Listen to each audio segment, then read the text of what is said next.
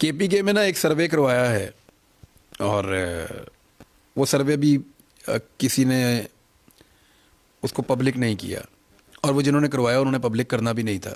91% पे पाकिस्तान तहरीके इंसाफ थी उस सर्वे में। वो सर्वे आज से 2.5 माह पहले हुआ था।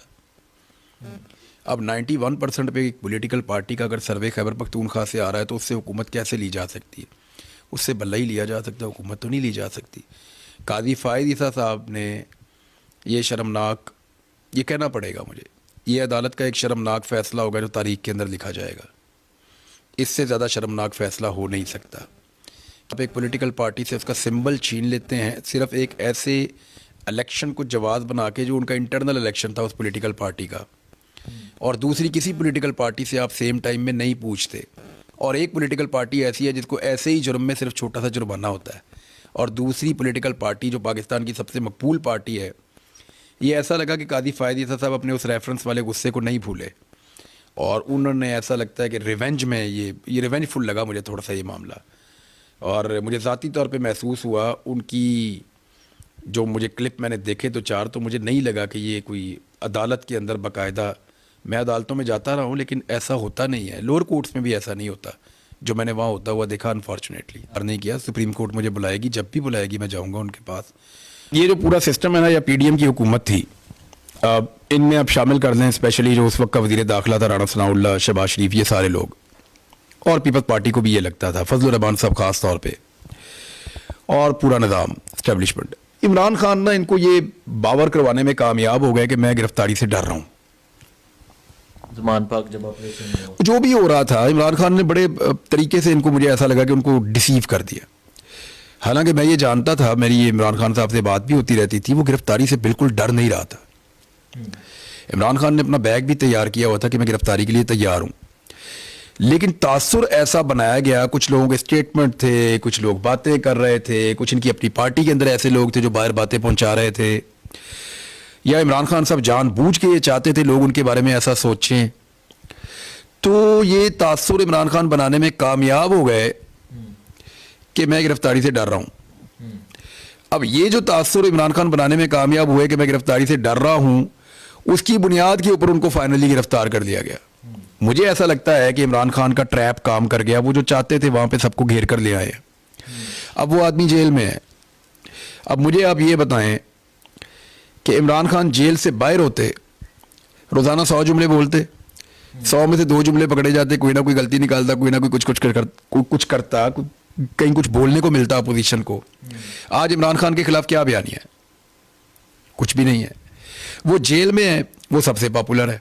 हमदर्दी का वोट किसके साथ है? इमरान खान के साथ है। दूसरा, उसको जेल में वो प्रॉब्लम्स ही नहीं हुई जिसके बारे में बात की जाती थी। यहाँ लोग दावे करते थे जी पता नहीं नशा है तो ये है तो वो है, तो वो 2 दिन नहीं रह पाएंगे, जब जेल में जाएगा तीसरे दिन रोना शुरू कर देंगे, उनके आंसू आप देखेंगे, वो मिन्नत तरला करेंगे।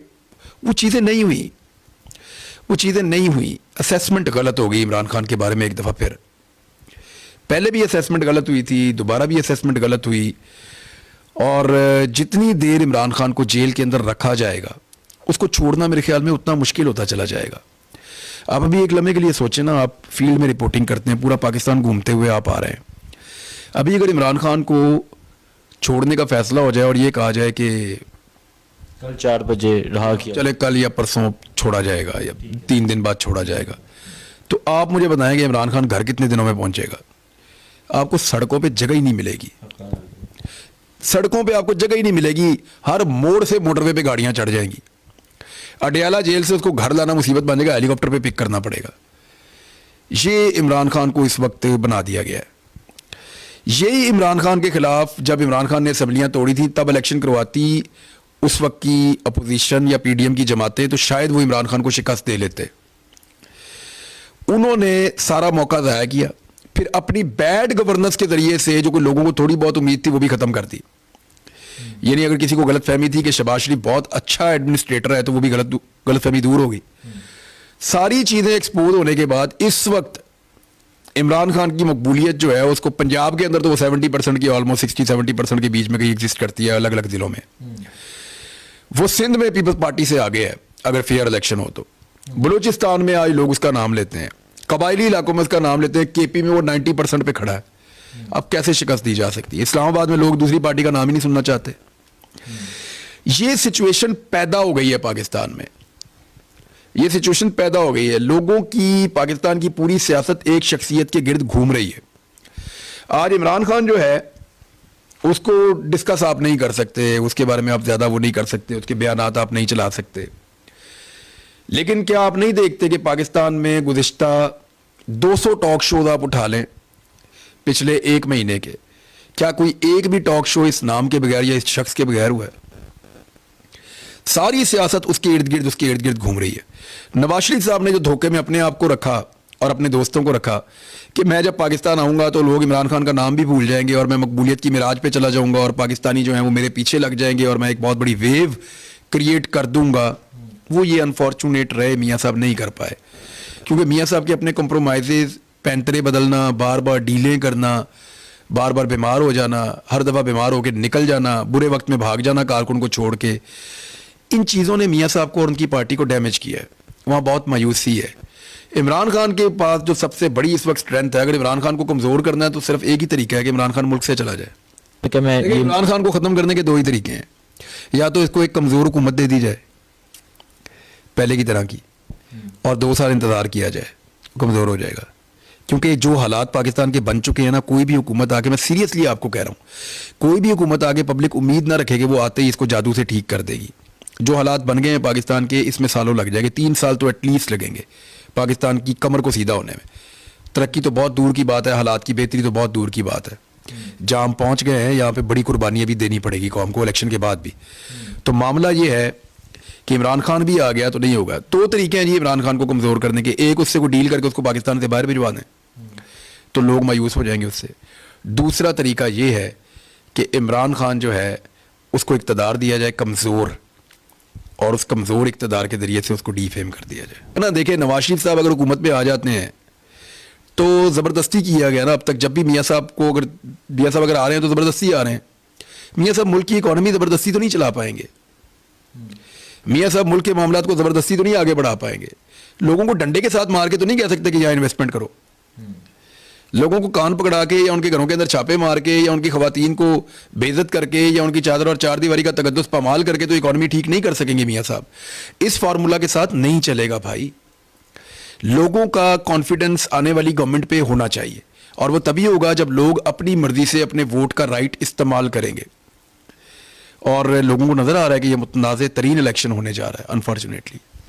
अब देखें ना, नवाज शरीफ के बच्चे हर वक्त कहते थे आज अब्बू को ये हो गया, आज अब्बू को ये हो गया, आज अब्बू को वो हो गया, आज मेरे अब्बू ने ये नहीं खाया, आज अब्बू ने ये नहीं किया, आज फलां दवाई दी थी, आज प्लेटलेट्स इतने हो गए, आज उनका दिमाग ख़राब हो गया, आज दिल ख़राब हो गया। तो कुछ ना कुछ वो बताते रहते थे। बेचारे शरियानें बंद हो गई हैं, वरीदें खुल गई हैं, कुछ ना कुछ मियाँ साहब की वो बयान करते रहते थे, उनके बच्चे, उनके डॉक्टर, उनके सब। तो इमरान खान जो है वो मियाँ साहब की उम्र के आदमी है, 1 आधे साल का फ़र्क होगा शायद। लेकिन आप ये देखेंगे सुपर फिट आदमी है, उसने अभी तक कोई शिकायत नहीं की। दुनिया के सारे नशे उन्होंने इमरान खान के खाते में डाले हुए थे और वो एक दिन भी बीमार नहीं हुआ।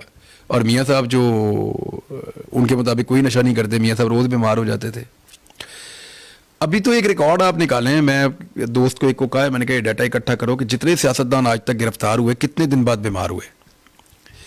इमरान खान ने रिकॉर्ड कायम कर दिया है कि जितने सियासतदान बीमार हुए वो पहले 6 महीने के अंदर सारे बीमार हो चुके थे, जितने भी गिरफ्तार हुए। कोई 2 महीने में बीमार हो जाता था, कोई 30 दिन में बीमार हो जाता था, कोई 10 दिन में बीमार हो जाता था। ये सारे अस्पतालों में पड़े हुए थे, इमरान खान से बहुत छोटी उम्र के भी। शर्जील मेमन याद है ना किस अस्पताल से आपको मिले थे, बाकी सारे जितने भी हैं। तो इमरान खान का ज़रा थोड़ा सा एक्सेप्शनल है केस।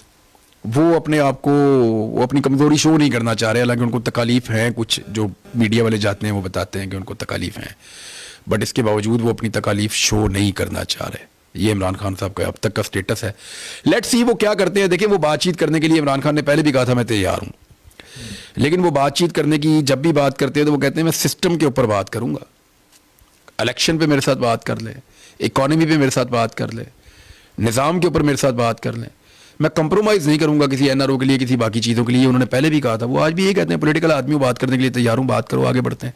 लेकिन इमरान खान का ये कहना और बार बार कहना कि मैं ये जो चोरी चकारी है या करप्शन के मामलात हैं या कोई एनआरओ वाले मामलात हैं, इनसे मुझे दूर रखें, इन पे मैं बात नहीं करूँगा, ये तो पहले दिन से कहते हैं।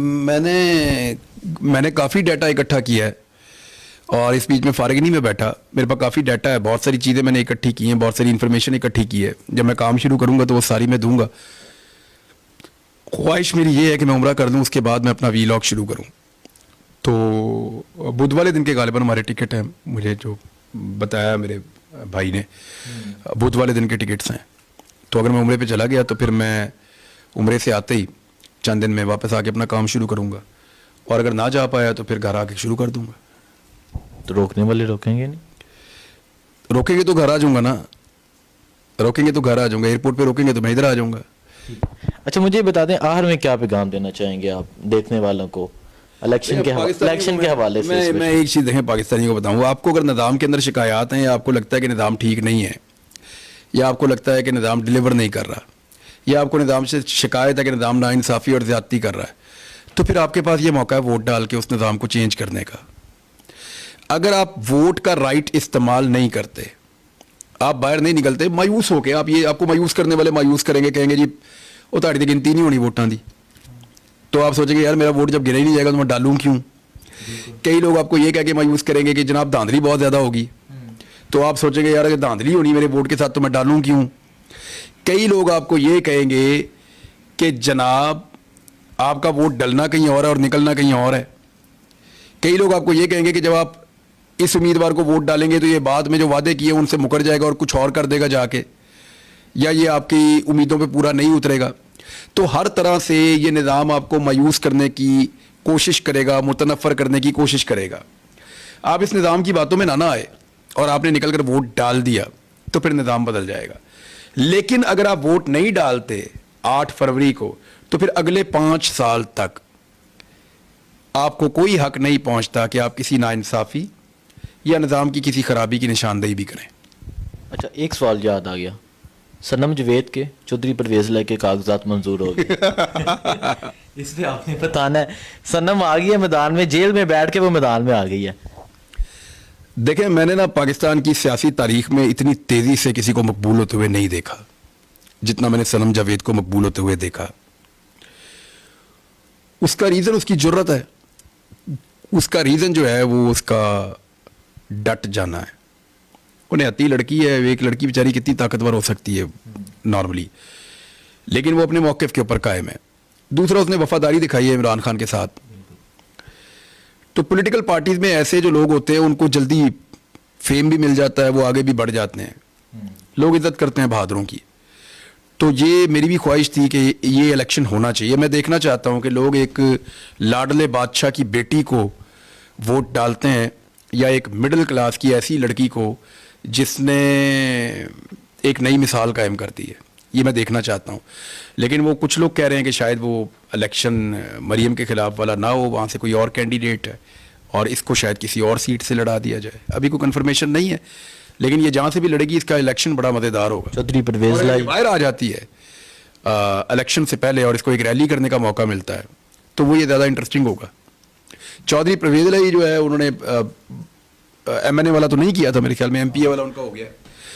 तो चौधरी परवेज लाई को भी इजाज़त मिल गई है और मेजर ताहिर सादिक साहब को भी, ईमान ताहिर, मेजर ताहिर सादिक को मिल गई है। मेजर ताहिर सादिक अटक के अंदर लोग उनको वो बहुत ऑनर करते हैं। मेजर ताहिर सादिक को, बहुत तगड़े आदमी है वहाँ पे, और वो ये सीट निकालेंगे, दोनों निकालेंगे सीटें, मुझे धांधली के बावजूद वो निकाल देंगे। अयाज अमीर की सीट जो है चकवाल में, वो रावलपिंडी और इस्लामाबाद की सूरत हाल आपके सामने है, वो बिल्कुल यकतरफा है। जेलम में फवाद चौधरी वगैरह ने बड़ी कोशिश की लेकिन नहीं, वो उधर तो बाकी पॉलिटिकल पार्टीज़ का भी। देखिए ये जो बेल्ट है ना आपकी, जो इस्लामाबाद से लाहौर तक पहुँचती है, यहाँ पे तो पाकिस्तान तहरीक इंसाफ का तोती बोलता है। फिर कसूर के अंदर आप जाते हैं तो वहाँ पे थोड़ा सा वो PMLN को वापस रिलीफ मिलता है। लाहौर में 3 सीटों के अलावा नून लीग के पास इस वक्त जो सर्वेज बता रहे हैं जीतने का, क्या मुकाबले का भी मार्जिन नहीं है, मुकाबले का भी मार्जिन नहीं है 3 सीटों के अलावा। 3 सीटों में मुकाबला है इनका। तो ये लाहौर में मियाँ साहब की कलाबाजियों ने यहाँ तक पहुँचा दिया नून लीग को। तो इन्होंने ये 6-7 सीटों से वज़ीर-ए-आज़म बनना है। नहीं, वो तो उनको सीटें तो उनको कोशिश तो वो कर रहे हैं कि उनको सीटें दिलवा दी जाएं। मियाँ साहब जो है वो काफ़ी उन्होंने कोशिश की है कि उनको सीटें दिलवा दी जाएं। डिपेंड करता है कि कितना कम टर्नआउट वो करवा पाते हैं। टर्नआउट जितना कम होगा ना उतना मियाँ साहब को फायदा। पार्टी रह गई है, इस्तेहकाम पार्टी, उस पर बात नहीं की। अलीम खान की एक स्टेटमेंट आई थी, मैं काम पार्टी इस्तेकाम पाकिस्तान, अलीम खान, जहांगीर तरीन। नहीं, एक मिनट, आपने पूरा पंजाब फिर लिया है, ये कहीं आपको नजर आए? कहीं नजर तो नहीं। फिर क्या बात करें इन पे? वो इत्तेहाद हो गया। लाहौर में अपने बैनर देखे होंगे आप भी लाहौर। वो मैंने खुद देखे हैं यार, वैसे हद हो गई है, खुदा की कसम हद हो गई है।